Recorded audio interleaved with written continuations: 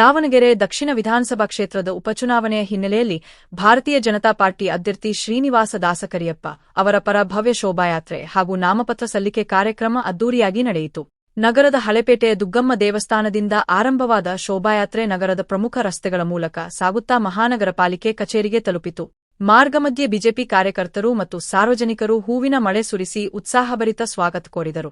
ಈ ವೇಳೆ ಅಭ್ಯರ್ಥಿ ಶ್ರೀನಿವಾಸ ದಾಸಕರಿಯಪ್ಪ ಅವರು ಕೈಮುಗಿದು ಜನರಲ್ಲಿ ಮತಯಾಚನೆ ಮಾಡಿದರು.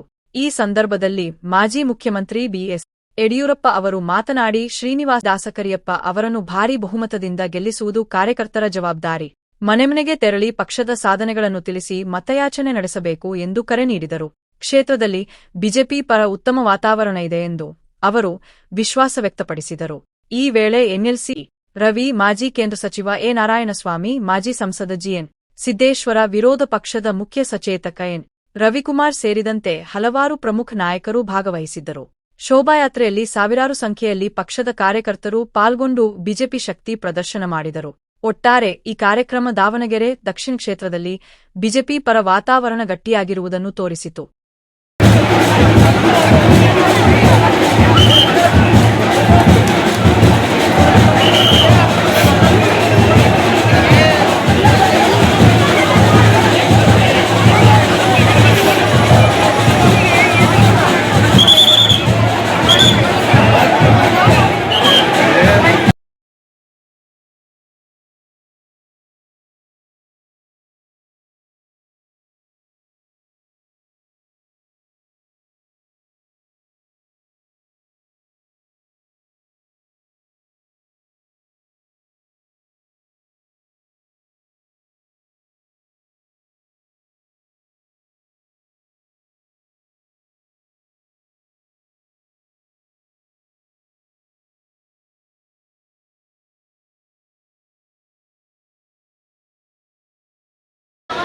ಶಿವಶಂಕರ್ ಅವರು, ಸಿ.ಟಿ. ರವಿ ಅವರು, ಡಾಕ್ಟರ್ ಎಸ್. ಶಿವಯೋಗಿಸ್ವಾಮಿ ಅವರು, ರಾಜನಹಳ್ಳಿ ಶಿವಕುಮಾರ್ ಅವರು, ಎಚ್.ಬಿ. ರಾಜೇಶ್ ಅವರು, ಎಸ್.ವಿ. ರಾಮಚಂದ್ರಪ್ಪ ಅವರು ಹಾಗೂ ಬಸವರಾಜ ನಾಯ್ಕ ಅವರು